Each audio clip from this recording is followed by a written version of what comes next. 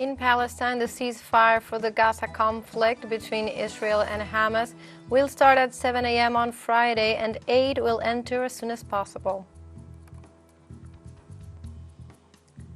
In the Netherlands, far-right leader Geert Wilders of the Party for Freedom won the parliamentary elections on Wednesday. And in Nepal, riot police used batons and tear gas to halt tens of thousands of supporters of the nation's former king who demanded the restoration of the monarchy.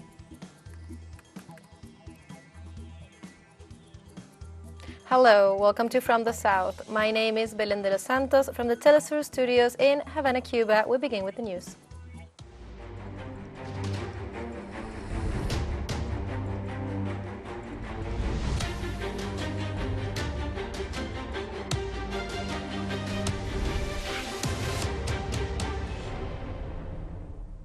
Qatar stated that ceasefire in Gaza conflict between Israel and Hamas will start at 7 a.m. on Friday, and aid will enter as soon as possible. The ceasefire will last 4 days, starting on Friday morning, and it will be accompanied by the stoppage of all military actions by the Al-Qassam brigades, the Palestinian resistance, and the Zionist enemy during the entire period of the ceasefire. Enemy aircraft will stop flying completely in the southern Gaza Strip for 6 hours a day from 10 a.m. to 4 p.m. in Gaza City and in the north. 3 Palestinian prisoners, including women and children, are released for each Zionist prisoner. In 4 days, 50 Zionist prisoners, women and children under the age of 19, will be released. Moreover, 200 trucks of medical and relief supplies will be transferred daily to all areas of the Gaza Strip, and 4 trucks of fuel and cooking gas will be transferred daily to all areas of the Strip.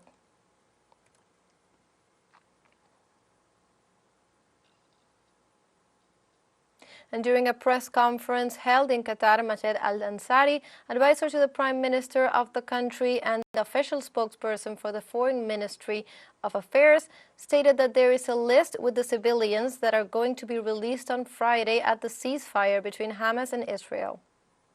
We have just finished with all the communication with all parties in order to ascertain the lists of those civilians who will be freed as a result of the deal agreed upon by both parties. The lists have been handed to both sides, and finally, in a communication just now, the list has been handed to the Israeli intelligence service, the Mossad, in order to facilitate the implementation of the deal. According to this, of course, and as the agreement took place, the beginning of the pause will be 7 a.m. Friday, the 24th of November, and it will last, of course, as agreed, for 4 days. And in this context, Majed Al-Ansari also expressed that humanitarian aid is a pillar in this deal. We talked about this. Humanitarian aid is an integral part of this deal. The aid will start going in within, of course, the calm period that will start at 7 a.m. So we are expecting aid to go in as soon as possible from Rafah crossing. You know that the aid has... And after the worst nights of bombardment since the beginning of the Israeli siege and amid intensified Israeli attacks on the Gaza Strip, its residents can finally take a break from the devastating bombardment as the date for the ceasefire has finally been set. Our correspondent Noor Harasin on site has all the details.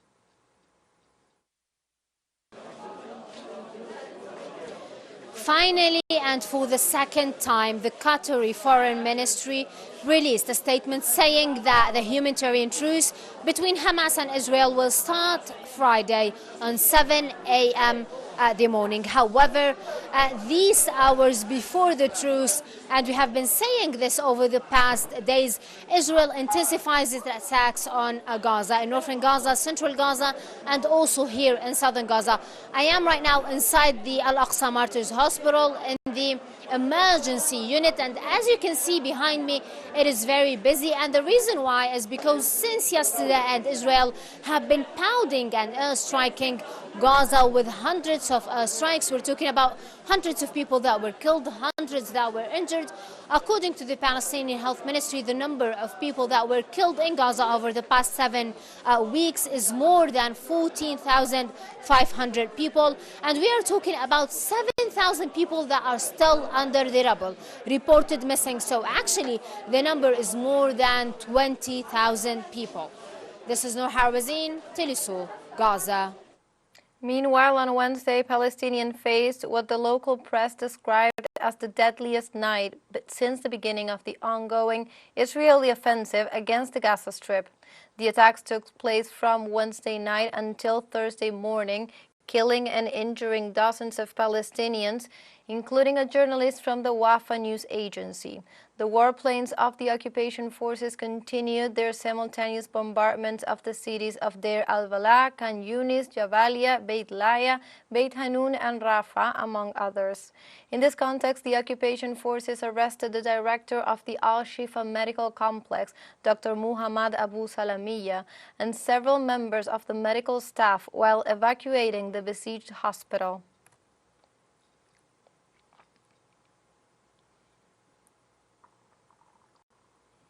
In Iraq, hundreds of people mobilized on Wednesday to pay tribute to the children killed in Gaza. The demonstrators gathered in Baghdad and reaffirmed their support for the Palestinian people and focused the rally on paying tribute to the children killed in the conflict. Weeks of Israeli airstrikes in Gaza have killed thousands of people, including women and minors. According to reports issued by the World Health Organization, every 30 minutes a Palestinian mother dies at the hands of the Israeli occupation forces. Participants in the mobilization expressed the Iraqi people reject the attack launched by Israel and the Western allies and reiterated their solidarity with the Palestinian cause. This demonstration is a clear message that Iraq is with the Palestinian cause and with human rights. This demonstration is to preserve the rights and lives of children, and it is to honor the blood of children that has been shed in this cruel attack, the dirty attack launched by Israel and its supporters. I justify and support our brothers in Gaza, and I tell them that we will continue our solidarity and will support them. Today we are present at the commemoration of the fourth-day massacre of our children in Gaza. On Wednesday, Pope Francis received at the Vatican a delegation of relatives of victims, both from Palestine and Israel, and he renewed the call for peace. The Supreme Pontiff expressed during the meeting that the safety of all innocent people in Gaza, both Palestinians and Israelis, must be ensured. Furthermore, the Pope, during the conversation with the Palestinians, stated that it would be a good idea to personally visit the territory and help stop the genocide, not without first consulting with diplomats. In the meantime, Francis asked the faithful to pray for peace in the world and in the Holy Land, and stressed that the differences must be resolved in dialogue and negotiation and not with a mountain of dead.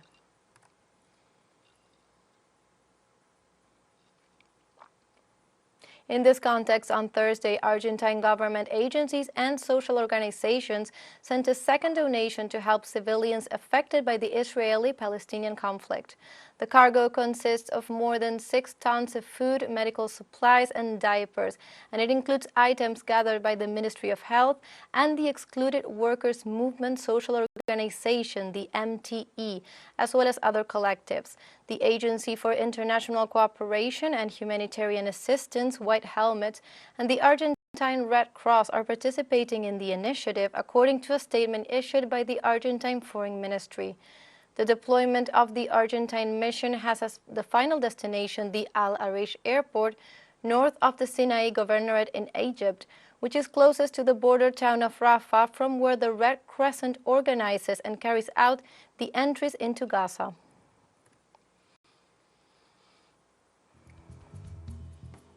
Let's take a short break, but remember you can join us on TikTok at TeleSUR English, where you will find news in different formats, news updates, and more. Other stories coming up, stay with us.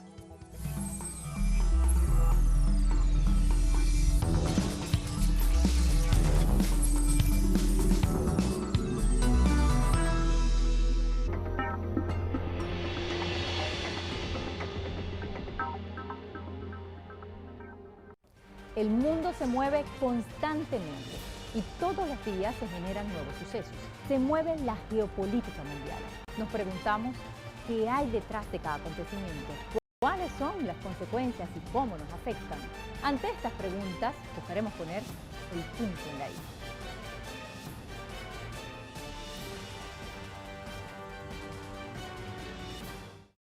In a world that doesn't stop, we give you space to keep up to date. Take a moment, breathe, and take care of your physical and mental health. Balance your well-being and guide your body.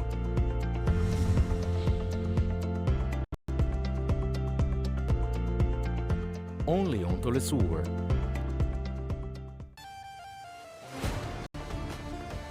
Every year, thousands of people leave their homeland to reach new horizons.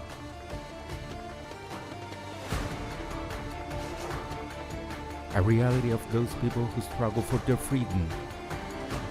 Know the diverse causes of those who live between borders. Thursdays, only on TeleSUR.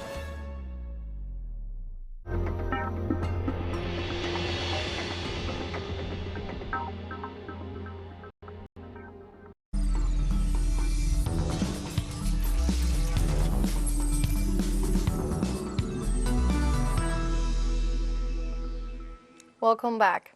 On Wednesday in Argentina, Vice President Cristina Fernández de Kirchner received the Vice President-elect, Victoria Villarruel, within the framework of the government transition that will take place next December 10th.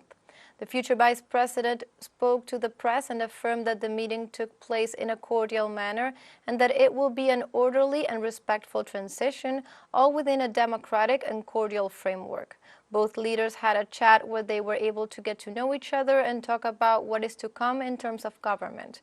The transition process began on Tuesday, 2 days after the ballot, with the meeting between President Alberto Fernández and elected President Javier Milei at the official residence of Olivos, where they talked for 2.5 hours.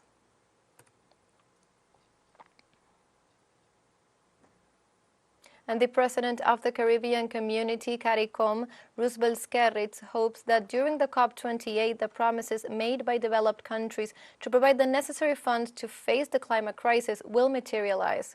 The Dominican Prime Minister also hoped that the agreements reached at the United Nations Climate Change Conference in 2023 will be beneficial for small islands developing states.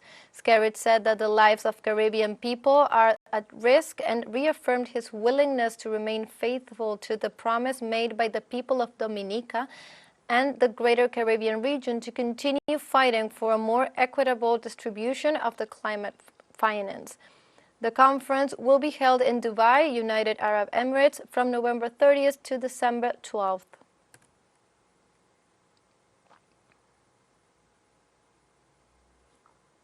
And as the United Nations Conference on Climate Change approaches on November 30th, activists are calling for greater emphasis on whale conservation.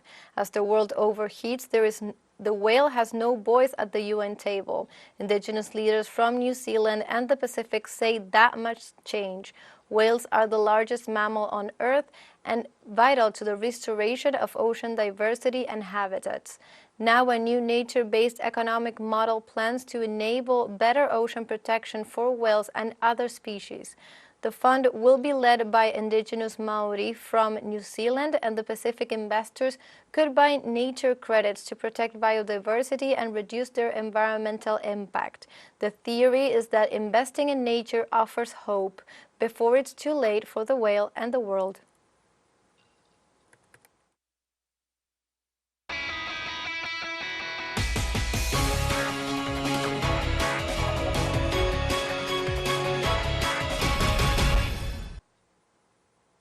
In the Netherlands, far-right leader Geert Wilders of the Party for Freedom won the parliamentary elections on Wednesday. With 98% of the votes counted, Wilders' party has won 37 of 150 seats, giving it the lead to form government. Upon learning of the count, the leader of Freedom Party promised to prioritize domestic interests, limit immigration, and assured that he would seek to work with other parties to form a strong governing coalition. Wilders, who will be the next prime minister, was quickly congratulated by leaders of the European far right, such as the president of Vox in Spain, Santiago Abascal, the prime minister of Hungary, Viktor Orbán, and the leader of the French far right, Marine Le Pen. You know, you never know. Of course, it's a party that has never really ruled, so you don't know what it'll do. Their points of views are mainly different from what we are used to, but I think to be concerned is too much. It's a very crystal clear sign the Netherlands is willing for something different. In England, up to 60% of popular inland bathing spots have been found to be unsafe for swimming, according to a report by Surfers Against Sewage. A new report released by Surfers Against Sewage reveals that multiple popular inland swimming sites in England are deemed unsafe for water users. 40 locations were sampled weekly by volunteer citizen scientists throughout the 2023 bathing season.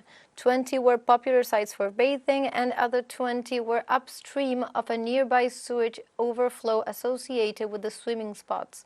Surfers Against Sewage, SAS, annual water results quality report explores that the state of the UK bathing waters in a year when untreated sewage was discharged over 399,000 times into the UK's waterways, the equivalent of more than 1,000 discharge events every day.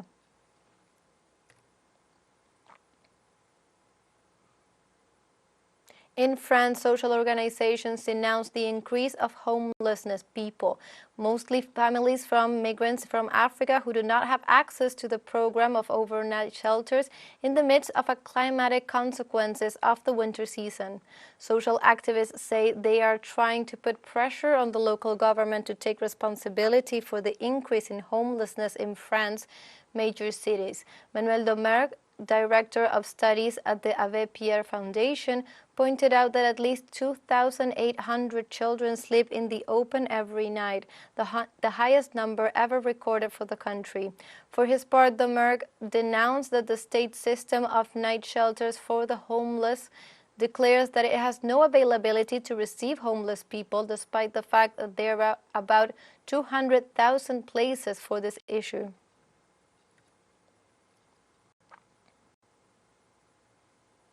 And in this context, pregnant women with underage children, mostly African migrants, expose the difficulties they face every day to feed themselves, clean themselves, and find a place to sleep. We are upside with children. We don't have. In fact, being homeless with a child isn't easy, really. It's very complicated. It's very hard. It is not easy. In December, it's going to be very cold, so we are asking France, the French government, to do something for the children who are upside and who go to school as well. It is not that there are suddenly more families. It's just that the solutions are disappearing, with families being evicted, shelters closing, and the number of nights spent on the 115 decreasing, so there are bound to be more families on the streets. It is mathematical. Finland said it would close 3 more crossing points on the northern country's long border with Russia, leaving only one Arctic point open to control the flow of migrants. About 600 migrants without proper visas and documentation, mostly from the Middle East and Africa, have arrived in Finland in November, compared to a few dozen in September and October. The arrivals include residents of Afghanistan, Iraq, Syria, Yemen, Kenya, Morocco, and Somalia, border officials said. The Finnish government decided to close 4 busy Russian border crossings in southeastern Finland last week. Late on Wednesday, Prime Minister Petteri Orpo told reporters that the measures taken hadn't had the desired effect. He said the government would therefore close 3 more crossing points, Vartius, Kuusamo, and Sala, and leave only Raja-Joosepis, Finland's northernmost checkpoint with Russia.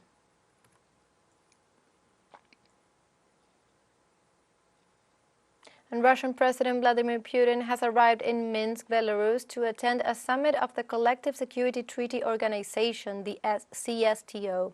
The meeting of the CSTO Council will be attended by Kazakh President Kassym-Jomart Tokayev, Kyrgyz President Sadir Japarov, and Tajik President Emomali Rahmon.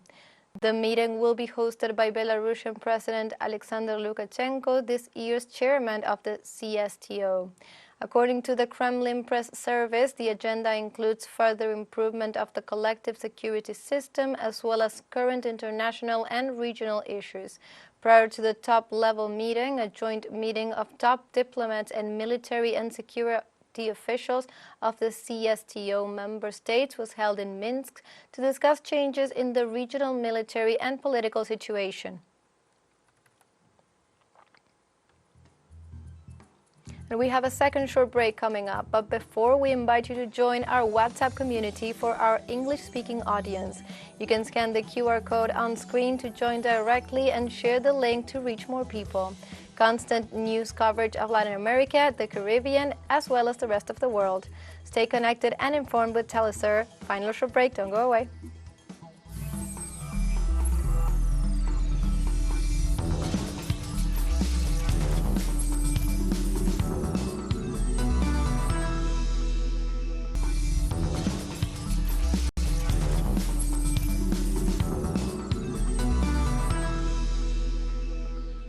Welcome back. In Nepal, riot police used batons and tear gas to halt tens of thousands of supporters of the nation's former king, who demanded the restoration of the monarchy and the country's former status as a Hindu state. The protesters, waving the national flag and chanting slogans supporting former King Gyanendra, gathered on the edge of Kathmandu and attempted to move toward the center of the city. Riot police blocked them, beating them with bamboo batons and firing tear gas and a water cannon. There were minor injuries on both sides. Authorities had banned protests in key areas of the city prior to the rally. Supporters of the former king came to Kathmandu from all over the country to demand the return of the monarchy that was abolished in 2008. They accused the government and political parties of corruption and failed governance.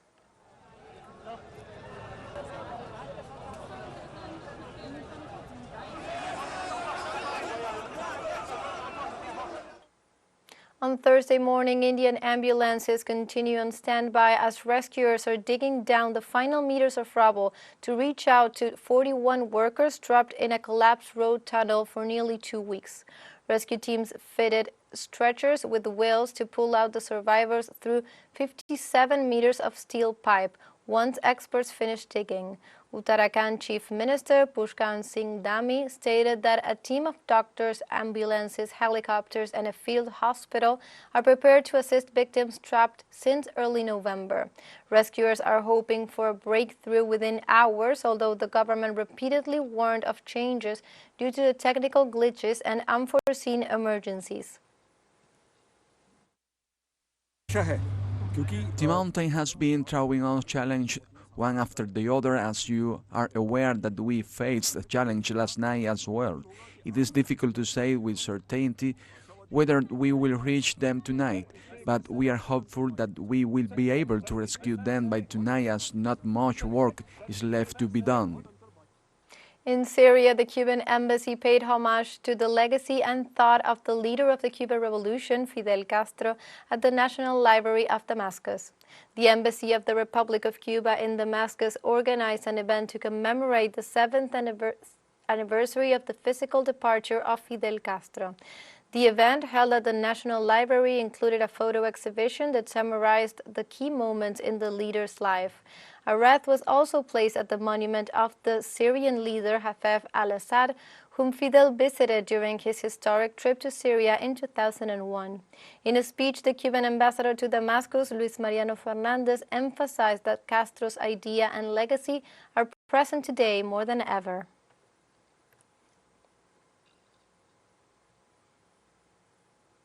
And on Wednesday, Tunisia's main trade union, the Tunisian General Labor Union, the UGTT, protested in Sfax against the arrest of 4 of its members on Monday. Among those arrested Monday night was the union's Regional General Secretary Youssef Aoudani. Speaking at the protest, UGTT Deputy General Secretary Sami Tari said the arrests were based on political rather than judicial decisions. He called for the immediate release of the detainees and the examination of the cases by the competent courts. He then added that the UGTT has been at the forefront of several protests this year against the president.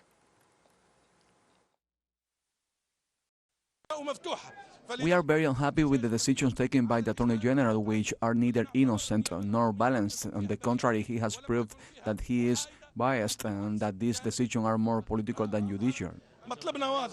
Our demands are clear: the immediate release of the detainees and the examination of the cases by the competent courts.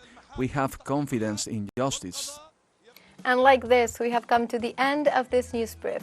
But before saying goodbye, we want to thank our Caribbean audience, especially the audience of Trinidad and Tobago. We are pleased to share our newscast and contribute to provide an alternative news source of the latest world events. You can find these and many other stories at our website at telesurenglish.net, and also join us on social media: Facebook, X, Instagram, Telegram, and TikTok. For TeleSUR English, my name is Belén de los Santos. Thank you for watching.